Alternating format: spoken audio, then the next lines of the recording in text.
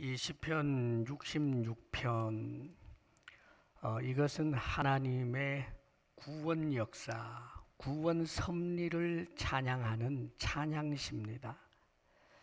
아마 공적인 그런 예배 자리에서 인도자를 따라서 불렀던 그런 노래이기도 합니다.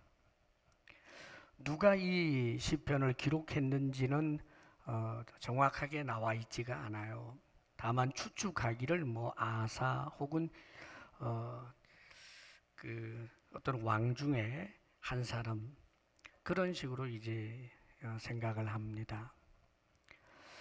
자, 그런데 틀림없는 것은 이 시가 엄청난 국가적인 민족적인 대위기가 있고 난 다음에 하나님의 역사 속에서 그 민족적인 위기를 벗어나서 하나님을 향한 감사와 감격으로 드려졌던 찬양시라고 하는 것은 틀림이 없습니다. 그 배경이 정확하게 무엇인지는 모르지만 아주 국가적이고 민족적인 엄청난 이제 어려움을 겪고 난 다음에 있었던 일입니다. 오늘 이 시편 기자는 성령에 사로잡힌 바 되어서 특별히 9절에 이렇게 표현하고 있죠. 그는 하나님입니다. 9절 말씀, 그는 우리 영혼을 살려두시고 우리의 실족함을 허락하지 아니하시는 주시로다 그럽니다. 엄청난 이제 고통을 겪었는데 그러면서 그 고통에서 벗어난 다음에 이 시편 기자는 하나님을 향한 믿음을 보여주고 있습니다. 뭐냐 하면 영혼을 살려두시는, 보존하시는 하나님, 그리고 우리의 실족함을 허락하지 아니하시는 하나님, 좋으신 하나님에 대한 믿음을 붙들고 있어요. 실족한다는 것은 넘어지는 것을 말하지만 단순하게 이렇게 조금 삶에 어려움이 있는 것을 말하는 그런 표현이 아니고 이 실족이라고 하는 것은 믿음의 길에서 완전히 벗어나서 멸망에 빠져버리는 것, 영원한 비참으로 굴러떨어지는 것, 그것을 말합니다. 그런데 누구에게 그렇게 하는가? 우리, 다시 말하면 하나님의 백성, 우리 신약의 성도들은 진정한 의미에서 하나님 백성이지요. 영적인 그런 의미에서, 신령한 의미에서 우리야말로 이스라엘이고 하나님의 백성입니다. 그러니까 하나님이 당신의 백성으로 선택하시고 삼으신 이에 대해서는, 다시 말하면 주를 찾고 의지하고 주님을 믿는 이에 대해서 그 영혼을 주님께서는 항상 보존해 주시고 그뿐만 아니라 지옥불에 던져지도록 허락하지 않는다는 말입니다. 우리가 신약 성경에 보면 사도 베드로가 굉장히 위기에 있었던 적이 있었지요. 그런데 이 배경, 우리 눈에 보이지 아니하는 배경을 예수님께서 베드로에게 하신 말씀을 통해서 알 수 있습니다. 시몬아 시몬아, 사단이 너를 밀가부르듯 하려고 내게 청구하였으나 허락하지 않았다라고 하는 표현을 에둘러 말씀하십니다. 너를 청구하였으나 내가 너를 위하여 기도했으니 돌아선 다음에는 견고해라. 하나님이 허락하지 않았단 말이에요. 마귀가 청구했지만 허락하지 않았다고요. 사랑하는 여러분, 하나님의 참 백성은 하나님께서 결코 마귀에게 우리를 내어주지 않는다는 뜻입니다. 저 마귀와 함께 지옥불에 던져지도록 하지 않는다, 그 말이에요. 그런 믿음을 바탕으로 해서 지금 이 시편 기자는 국가적이고 민족적으로 당한 그 큰 어려움들을 그가 그의 신앙의 눈으로 이해를 합니다. 어마어마한 고통이었거든요. 자, 그러면 그건 지금 어떻게 이해를 하고 있을까? 그가 당했던 그 민족적으로 국가적으로 당했던 그 어려움들을 향해서 그는 이렇게 표현하지요. 10절에 보면 이렇습니다. 10절 말씀 띄워주세요. 함께 읽어보겠습니다. 시작. 하나님이여 주께서 우리를 시험하시되 우리를 단련하시기를 은을 단련함 같이 하셨으며. 하나님은 우리를 시험하시는 분이라고 먼저 표현해요. 주께서 우리를 시험하시되. 그래요. 성경을 보면 하나님이 우리를 시험하신다는 그런 내용들이 꽤 많이 있습니다. 자, 그런데 시험의 이유예요. 하나님이 우리에 대해서 무엇인가를 알아보기 위해서 시험하시는가? 아닙니다, 여러분. 우리가 가진 그 믿음이 진짜인지 가짜인지 그것 알려고 하나님을 향한 우리의 충성과 헌신이 진짜인지 가짜인지 그것 알기 위해서 하나님이 궁금해서 시험하실까? 그럴 리가 없지요. 우리 하나님은 우리보다 우리를 더 잘 아십니다. 머리끝에서부터 발끝까지 우리를 정확하게 알고 계시는 분이기 때문에 전지전능하신 하나님이 우리에 대하여 무언가를 알기 위하여 시험하시는 분은 아닙니다. 그러면 그 이유가 뭘까요? 우리를 시험하시되 우리를 단련하시기를 은을 단련함같이 하셨으며 라고 고백합니다. 주님께서 왜 시험하시는가? 단련하시려고 시험한다는 거예요. 마치 은을 단련하듯이 재련하듯이 그 목적은 뭐겠습니까? 불순물들을 제거하고 순수한 은을 뽑아내기 위해서. 자, 불순물이 아주 많이 묻어있는 은덩이가 있습니다. 돌도 섞여 있고 좋지 못한 여러 가지가 섞여 있어요. 그런데 뜨거운 불을 계속해서 지펴내면서 녹입니다. 그러면 거기에 찌꺼기 같은 것들이 떠오르는데 그것을 제거하면서 계속해서 이 불로 단련을 하는 거예요.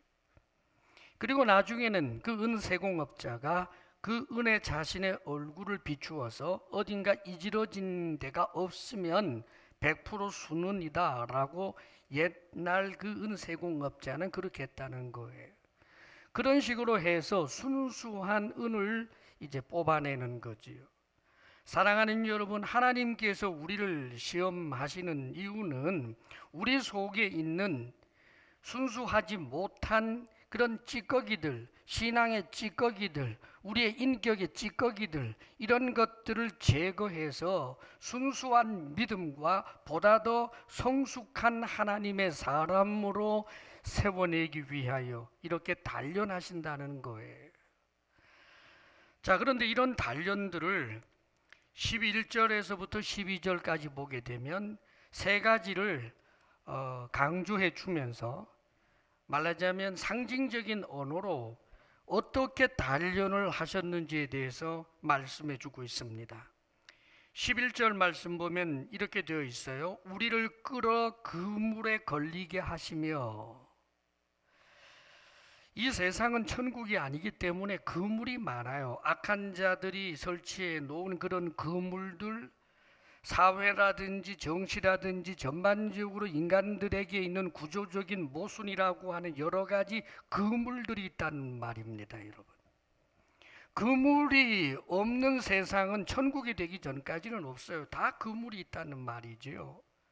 그렇다면 성경에는 하나님은 나의 인도자가 되어 주시고 우리의 발걸음을 인도하여 주신다, 등불이 되어 주신다고 하셨는데, 그렇다면 하나님이 이 그물이 많은 세상에서 그물에 걸리지 않도록 인도해 주시고 혹은 그 그물을 제거하시면서 그 길을 가게 하는 것이 옳을 것 같은데, 성경에는 또 그런 약속도 많잖아요.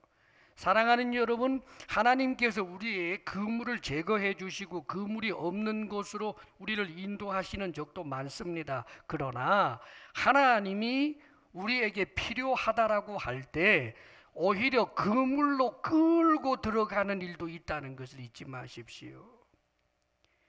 엄청난 고통의 그물, 자유가 제한되는 그물, 정말 무엇인가를 하고 싶은데 이런저런 이유로 인해서 억제되어서 자유를 구가할 수 없는 그런 그물 속으로 우리를 끌고 들어갈 때도 있다는 말이에요. 단련의 한 가지였습니다, 여러분. 그리고 또 한 가지는 어려운 짐을 우리 허리에 메어 두셨으며, 이렇게 또 상징어를 쓰고 있는데, 어려운 짐을 우리 허리에 메어 두셨대요. 누가? 하나님이. 무거운 짐진 자들아 다 내게로 오라, 내가 너희를 쉬게 하리라 라고 말씀하셨는데, 우리가 짐을 가지고 가면 우리의 짐을 맡아주시는 하나님이라고 성경은 분명히 말씀해 주고 있는데, 그러나 여기 이 말씀을 보니까 짐을 맡아주기는커녕 우리의 허리에다가 하나님이 짐을 아주 매단 때도 있다는 거예요. 어려운 짐이라고 표현되어 있습니다. 무겁기도 하고 내가 도저히 풀어낼 수도 없도록 하나님이 얼마나 꽁꽁 묶어 놓았는지 도저히 내 힘으로는 풀어낼 수도 없는 그 짐을 어디에다가? 허리에다가 메어 두었대요. 이 성경에서, 특별히 구약에서 허리라고 하는 이 표현은 인간이 가지고 있는 연약한 부분을 이야기하는 거예요. 그러니까 힘을 쓸래야 힘을 쓸 수 없도록 만들어버리는 이 모진 하나님의 모습, 이런 모습으로 우리를 단련하시는다는 거예요. 사랑하는 여러분, 다른 이도 아니고 하나님께서 우리에게 없는 짐을 일부러 메어 다하는 일도 있다는 거예요. 그런데 그 목적은 하나님이 심술구져서가 아니라 우리를 단련하시기 위하여 이렇게도 하신다는 거지요. 그리고 12절에 보게 되면 또 한 가지 여기 상징어가 있습니다. 사람들이 우리 머리를 타고 가게 하셨나이다. 우리 하나님의 백성이고 사람들 하나님의 백성이 아닌 이들이에요. 하나님을 경외하지 아니하는 이들이, 하나님을 대적하는 이들이 오히려 하나님의 백성들, 하나님의 사람들의 머리를 밟고 지나간다. 수치요 비참이고 고통이에요. 하나님이 약속해 주셨잖아요. 모든 민족 위에 뛰어나게 하시겠다. 머리가 될지언정 꼬리가 되게 하지 않겠다. 위에만 있게 하고 아래에 있지 않게 하시겠다라고 약속하신 하나님이, 그러나 하나님께서 우리를 잘 아시기에 우리에게 단련이 필요하다라고 하면 오히려 수치를 당하고 고통을 당하도록 그렇게 하나님이 하시는 일도 있다는 것을 지금 고백하고 있는 것입니다. 사랑하는 여러분, 이런 일들이 있느냐 없느냐보다 더 중요한 것은 왜 하나님께서 이렇게 하셨을까? 단련이고 하나님께서 가지고 계시는 선한 의도였던 것입니다. 그래서 12절 말씀 후반부를 보면 계속해서 이렇게 기록해져요. 우리가 불과 물을 통과하였더니, 불 통과하는 것, 물 통과하는 게 쉽겠어요? 불에 오래 있으면 타 죽고 물에 오래 있으면 빠져 죽어요. 생명의 엄청난 위협을 받을 정도의 그런 엄청난 단련이었고 시험이었다는 뜻입니다. 자, 그런데 이것을 통과하였더니 주께서 우리를 끌어내사 풍부한 곳에 들이셨나이다. 풍부한 곳, 이것은 모든 필요가 넘쳐나는 곳, 자유, 기쁨, 이 모든 것이 풍성한 곳, 그곳으로 하나님이 들이셨다. 사랑하는 여러분, 여기 하나님의 의도가 있는 거예요. 하나님께서 우리를 단련하셔서 우리의 믿음을 정말 순수한 믿음, 견고한 믿음, 우리의 신앙적 성숙이 일어나게 하시고서 풍부한 곳에 두신다는 뜻이에요.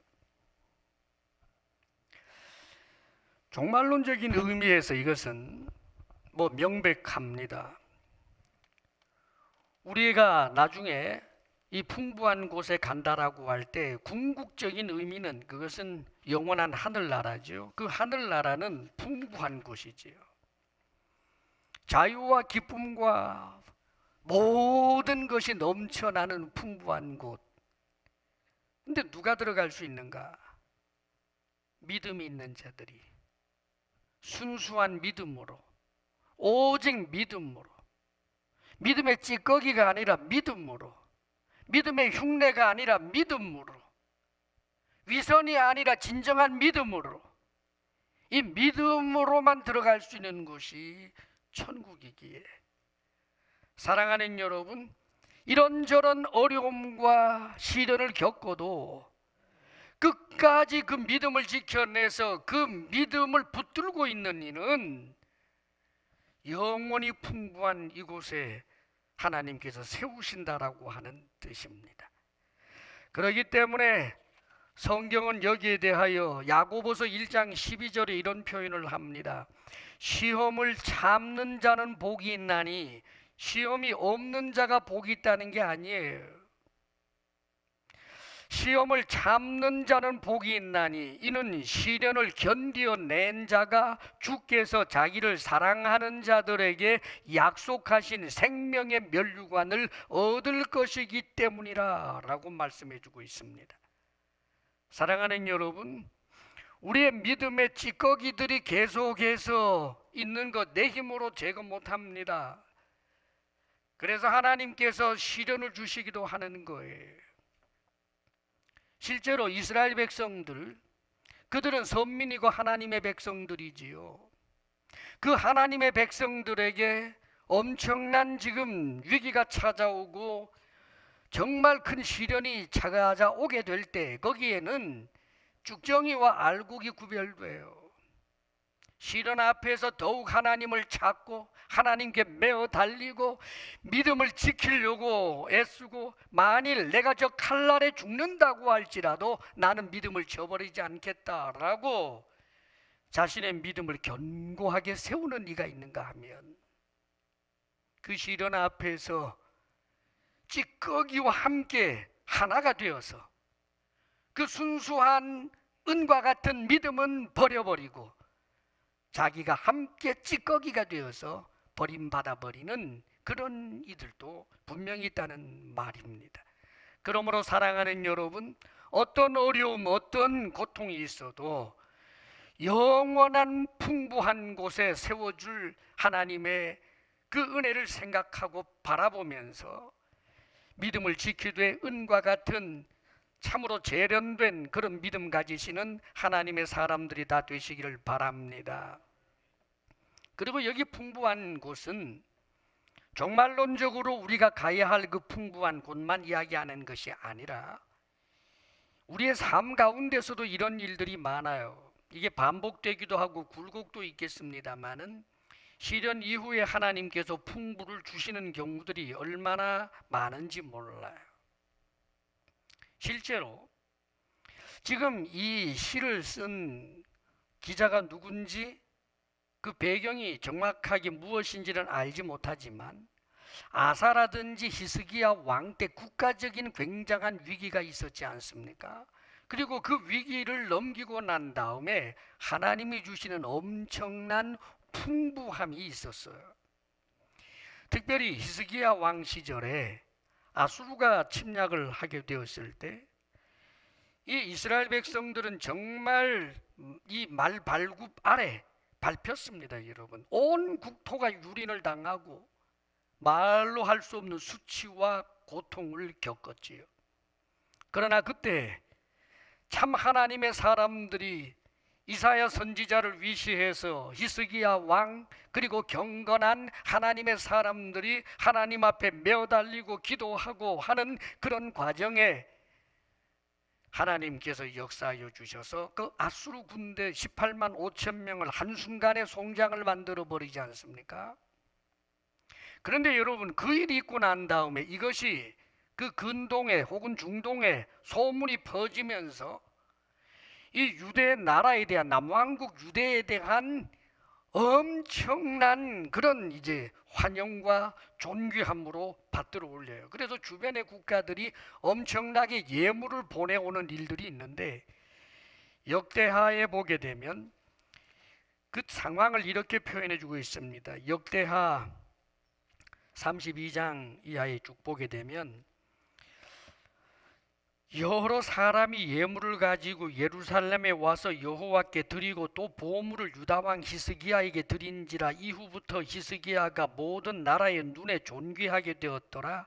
그리고 27절 이하에 쭉 보게 되면 히스기야가 부와 영광이 지극한지라 이에 은금과 보석과 향품과 방패와 온갖 보배로운 그릇들을 위하여 창고를 세우며 곡식과 새 포도주와 기름의 산물을 위하여 창고를 세우며 온갖 짐승의 외양간을 세우며 양떼의 우리를 갖추며 양떼와 많은 소떼를 위하여 성읍들을 세웠으니 이는 하나님이 그에게 재산을 심히 많이 주셨음이며 또 히스기야가 기혼의 윗샘물을 막아 아래로부터 다윗성 서쪽으로 곧게 끌어들였으니 히스기야가 그의 모든 일에 형통하였더라. 이렇게 되어 있어요. 히스기야는 왕이잖아요. 히스기야 한 사람만의 이 지금 엄청난 그런 풍부를 이야기하는 것이 아닙니다. 유대 나라 전체가 그래요. 아예 성읍을 새로 짓고 창고 외양간을 온 전국적으로 지게 될 정도로 어마어마한 풍부함이 있었다는 말이에요. 근데 하나님께서 우리에게 종말론적으로 풍부함을 주실 것을 마음속에 가지고 계시고 또 이 땅에서도 하나님께서 우리의 필요를 풍부하게 채우시기를 원하시는 그런 아빠 하나님이라면 굳이 이런 연단, 이런 단련의 과정 없이 그냥 주시면 되지 않겠느냐, 그런 생각을 우리가 좀 할 수 있어요. 사랑하는 여러분, 풍부는 단련을 거치지 않고는 풍부를 풍부로 못 누립니다. 여러분, 단련 없이 순수한 믿음 없이는 천국에 못 가는 것처럼 이 땅에서도 단련되어 자신의 믿음을 견고하게 세우지 못하면 풍부가 그에게 좋은 것이 되지 못하고 재앙이 되는 거예요. 실제로 조금 전에 히스기야를 이야기했습니다만 이 히스기야는 그 연단을 겪어낸 사람이잖아요. 얼마나 귀한 믿음의 사람이에요. 그런데 이 귀한 믿음의 사람도 엄청 풍부가 들이닥치니까 살짝 교만해져요. 열왕기하에 보면 나와 있습니다. 이 사람이 교만해져 가지고, 그래서 사신들 앞에서, 저 바벨론에서 보낸 사신들이지요, 자랑을 내요. 하나님 자랑이 아니라 자기 자랑 말이에요. 그런데 하나님이 진노하시니까 히스기야와 남왕국에 대해서 잠깐 진노하자 말자 히스기야가 두 손 번쩍 들고 용서를 구하고 제자리 찾아요. 사랑하는 여러분, 풍부해서 한눈을 받아 팔았다가도 다시 제자리를 찾을 수 있었던 게 뭘까? 연단을 겪어낸 신앙인이기 때문에 그런 거예요. 다윗 왕과 사울 왕을 비교해 보면 너무나 분명해집니다. 사울 왕 연단 없었던 사람이에요. 어느 날 갑자기 로또처럼 이스라엘의 왕이 됐어요. 왕이 됨이라고 하는 그 엄청난 풍부를 그는 못 누립니다. 재앙이 되고 말았지요. 그런데 엄청난 연단의 과정을 겪었던 다윗은 왕이 된 이후에 그는 왕이라고 하는 그 풍부를 누릴 수 있는 사람이었어요.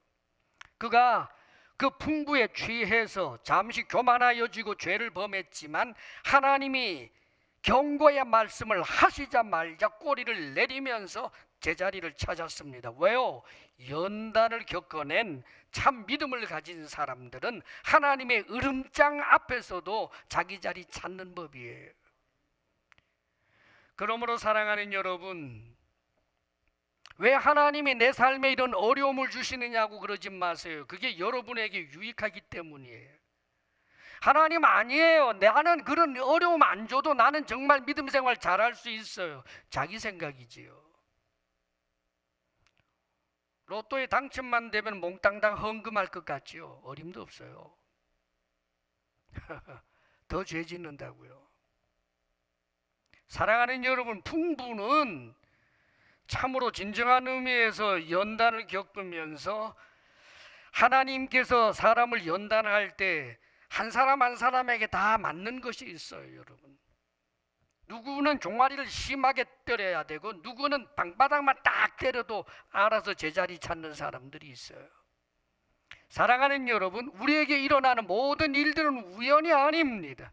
하나님께서 우리에게 필요하다고 생각하시는 것만 우리에게 허락하시는 것입니다. 그러므로 이런 하나님을 온전히 의지하고 어떤 경우에도 우리 믿음을 점검하여 믿음이 녹이 슬거나 그 믿음에 찌꺼기가 들러붙지 않도록 자신의 믿음을 더욱더 수는처럼 만들어내시는 여러분들 다 될 수 있기를 주의 이름으로 축원합니다. 자, 그런데 우리는 이 시편 기자를 통해서 또 한 가지 놀라운 것을 배우게 됩니다. 이것은 하나님께서 공동체에 주신 그 은혜 앞에서 개인적인 적용과 결단을 할 수 있었다는 사실을 보게 돼요. 말씀 보게 되면 13절서부터는 내가 하면서 자신의 결단, 개인적인 결단과 적용을 해내고 있는 그런 이 시편 기자를 보게 됩니다. 13절에서부터 15절까지 그가 했던 그 결단을 서원을 주께 갚겠다라고 하는 표현이었는데, 내가 공동체가 큰 어려움 속에 있을 때 하나님 앞에 서원한 것이 있습니다. 내가 이 서원을 갚겠나이다 라고 하고 있어요. 하나님이 주신 그 감사, 감격이 넘쳐나는데 이게 온 공동체 전부가 책임져야 할 일이고 온 공동체 전부가 감사하고 감격해야 할 일인데 그것을 내 문제로 돌려서 내가 적용하고 있다는 말이에요. 십자가 구속의 은혜는 나만을 위한 것이 아니라 우리를 위한 것이었어요. 지금 이 시대의 우리뿐만 아니라 오고 오는 세대와 그 과거의 아담 이후에 하나님께서 선택한 모든 사람을 위하여 예수님은 십자가에 못 박혀 죽으셨습니다. 그러면 이 감사와 감격은 이 공동체 전부의 것이기 때문에 나는 그 감사와 감격을 그냥 묻어가겠습니까? 아니에요. 개인적 결단이에요. 십자가 구속의 은혜가 마치 나 한 사람에게만 주어진 것처럼 감사와 감격을 내가 결단하고 내가 적용하는 거란 말이지요. 지금 이 시편 기자가 그러고 있어요. 그래서 서원을 주께 갚겠다. 그 내용이 무엇이었습니까? 하나님 앞에 번제를 드리고 수양을 드리고 수소와 염소를 드리리이다 이렇게 표현하고 있습니다. 15절 말씀 우리 같이 한번 읽어볼까요? 15절 시작. 내가 순양의 향기와 함께 살찐 것으로 주께 번제를 드리며 수소와 염소를 드리리이다. 하나님 앞에 말하자면 지금 제사를 드리겠다는 거예요. 그런데 여러분, 제사를 드릴 때 소를 드릴 수도 있고 양을 드릴 수도 있고 심지어는 비둘기를 드릴 수도 있어요. 가난한 사람을 위하여 비둘기 드리라고 했지만 부자도 아까워서 비둘기 드릴 수 있어요. 근데 지금 이 기자가 표현한 것은 숫양의 향기와 함께 살찐 것, 수양을 하나님께 드리되 아주 살찐 것, 제일 좋은 것으로 드리겠다는 거죠. 이스라엘 백성들이 하나님 앞에 드림에서 비루 먹은 것, 절름발이들 정말 다 죽어가는 것 이런 것 드렸다가 되게 하나님께 책망받는 내용도 성경에나 나와요. 그런데 지금 살찐 것으로 가장 좋은 것으로 드리겠다? 여기서 그치지 않고 소도 드리겠다, 염소도 드리겠다 그럽니다. 하나님을 향한 감사와 감격이 하나님을 향한 지금 드림으로 나타나고 있는 거예요. 실제로 구약에서는 하나님을 제사하는 것, 하나님을 예배하기 위해서는 반드시 자기 주머니를 털어야 돼요. 여러분, 말이 그렇지 가축을 번제로 드리려고 하면 그 가축이 보통 비싼 겁니까? 소를 어떻게 드려요?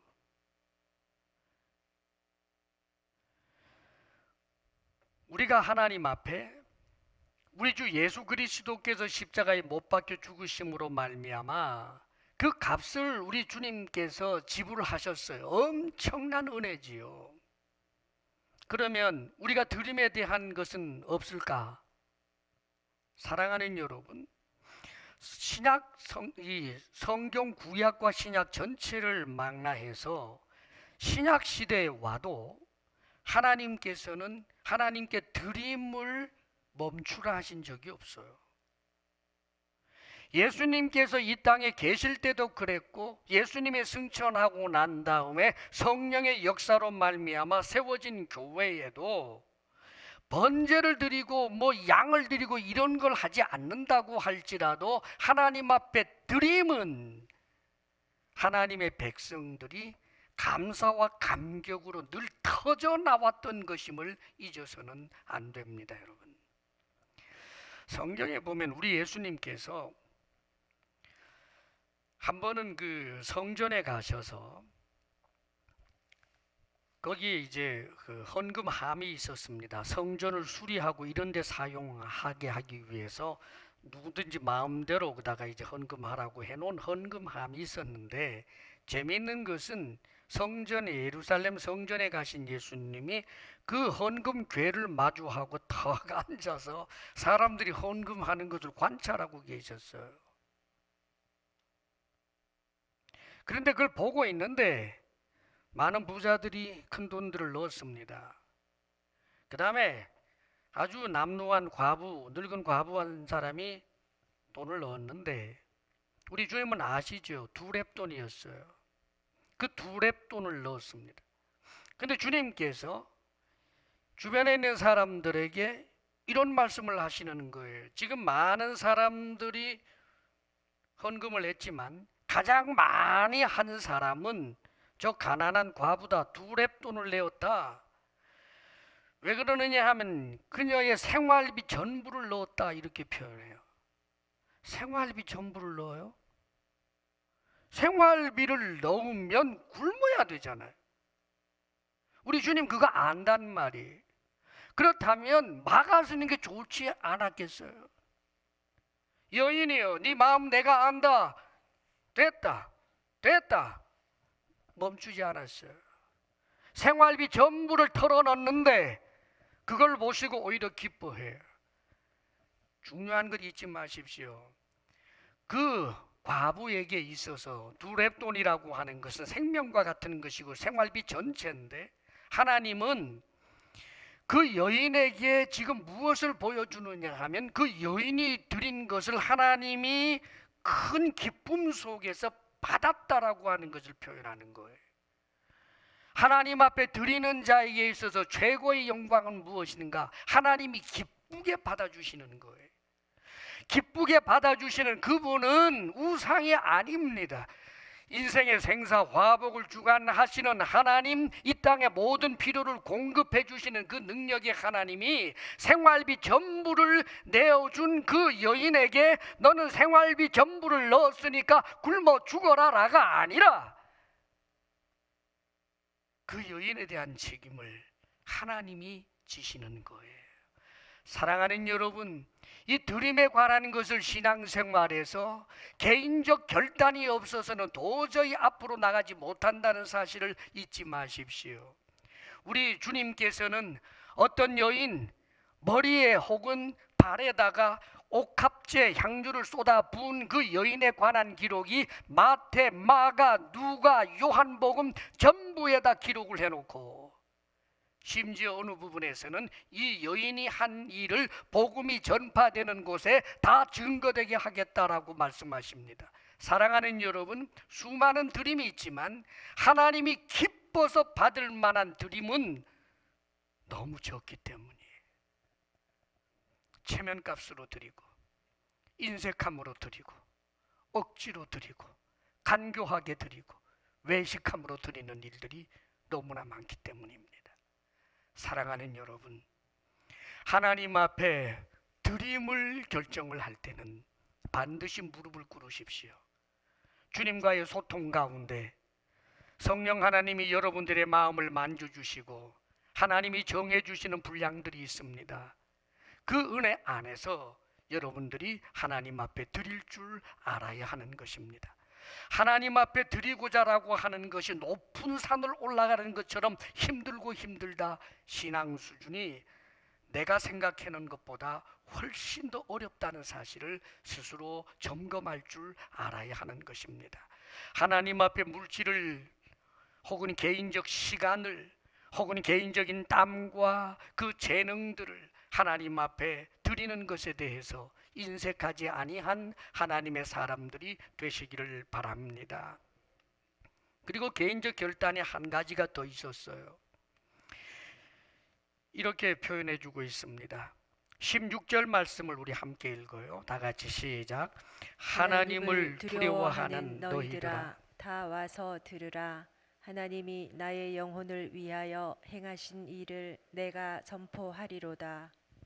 큰 은혜를 베풀어 주신 하나님 앞에 개인적 결단으로 드림을 하나님 앞에 행하겠다 할 뿐만 아니라 선포하겠다고 하는 거예요. 내가 선포하리로다. 누가 선포한다고요? 내가요. 내가. 뭘 선포합니까? 하나님이 나의 영혼을 위하여 행하신 일을 내가 선포하겠다는 거예요. 내가 선포하겠다. 내 위협을, 내 영광을, 내가 해낸 업적을, 그런 것을 선포하는 것이 아니라 하나님이 내게 행하신 그 엄청난 은혜의 일들을 내가 선포하겠다. 이것은 아주 구체적으로 이야기하겠다라고 하는 뜻이에요. 대상이 누구였습니까? 하나님을 두려워하는 너희들아. 그래요. 하나님을 두려워하는 사람들, 1차적으로 하나님의 백성, 하나님을 경외하는 사람들이에요. 우리는 1차적으로 하나님을 경외하는 사람들, 함께 믿는 믿음의 사람들에게 성도의 교제를 하게 되는데 그 교제의 내용이 내 자랑이 아닙니다, 여러분. 하나님이 내게 주신 은혜를 이야기하는 거예요. 셀 모임이 그거예요. 사역팀이 모여서 하는 일이 그거예요. 사랑하는 여러분, 내 자랑이 아닙니다. 하나님이 주신 그 은혜를 서로가 서로에게 이야기함으로 서로를 본받고 선한 일을 격려하며 믿음이 견고하여지도록 하는 일을 해야 하는 것입니다. 나아가서 여기 하나님을 두려워하는 너희들, 하나님을 두려워하는 일들은 이미 드러난 하나님의 백성들이 있지만 저 세상 속에도 하나님을 두려워하는 자들이 있어요. 사랑하는 여러분, 지금은 하나님을 경외하는 사람인 것 같지 않지만 하나님이 선택해 놓은 하나님의 백성들이 교회 바깥에도 있다고요. 이 파주 땅에도 있단 말입니다. 그들에게 하나님의 하신 일들을 이야기하는 순간 하나님이란 말이 나오면 옷깃을 여미게 되는 사람들이 있어요. 왜요? 하나님께서 선택해 내놓으신 하나님을 두려워하는 백성들이기 때문입니다. 천국을 이야기하고 지옥을 이야기할 때 비웃고 조롱하는 사람도 있지만 지옥을 얘기하고 구원받아야 된다고 이야기하면 하나님을 두려워한 마음이 뭉클뭉클 일어나는 사람들, 루디아처럼 하나님께서 예비해 놓은 사람들이 있는 법이에요. 그렇기 때문에 사랑하는 여러분, 우리는 저 세상을 향하여 모든 사람 귀에 하나님이 하신 일, 예수 그리스도 십자가 구속의 은혜를 선포해야 하는 것입니다. 들을 수 있는 사람들이 있습니다. 하나님을 두려워하는 사람들은 그 선포되는 말씀이 귀에 들리고 옷깃을 여미게 되고 하나님의 백성으로 나타나게 되는 것입니다. 이것이 우리 개인적 결단이어야 하는 거예요. 하나님 앞에 드림에 대한 결단, 하나님께서 우리에게 주신 그 은혜를 같은 믿음의 성도들과 나눌 뿐만 아니라 세상을 향하여 선포하는 이 결단 말입니다. 이것이 적용돼야 된다는 말이에요. 사랑하는 여러분, 우상 숭배자들은 자신들이 우상 숭배함으로 말미암아 돈 많이 벌었다, 이런 일이 있었다, 자기 자랑으로 물려지겠지만, 그러나 우리들은 하나님이 이런 은혜를 주셨으므로 나는 드리겠다고 결단합니다. 시간을 드리겠다, 물질을 드리겠다, 하나님 앞에 내 재능을 드리겠다, 하나님을 위해서 살겠다, 이 개인적 결단과 더불어서 성도와 성도 사이에 하나님이 주신 그 은혜를 나눔으로 너의 믿음과 나의 믿음을 견고하게 하고, 세상을 향하여 하나님이 하신 일을 선포함으로 하나님의 백성들이 일어나게 하는 그 일을 개인적 결단으로 하고 시행하는 사람들, 그들이 바로 우리여야 하는 것입니다. 이런 믿음으로 살 수 있기를 주의 이름으로 축복합니다. 기도하겠습니다. 사랑하시는 아버지 하나님, 우리의 삶에 혹은 공동체 안에 크고 어렵고 힘든 시련이 있다 할지라도 하나님께서 우리에게 단련하시기 위하여 하신 일인 줄 알고, 어떤 어려움도 믿음으로 지켜내게 하여 주시고, 그리하여 영원한 풍부한 곳에 설 뿐만 아니라 이 땅에서도 하나님께서 풍부를 허락할 때마다 많은 이들에게 유익이 되는 우리가 되게 하여 주옵소서. 아버지 하나님 앞에 개인적 결단을 할 줄 알아 드림이 즐겁고, 주를 위하여 사명 감당하여 복음 증거하는 일이 오히려 더욱더 자발적이고 즐거운 우리들이 되게 하여 주옵소서. 예수님 이름으로 기도하옵나이다. 아멘.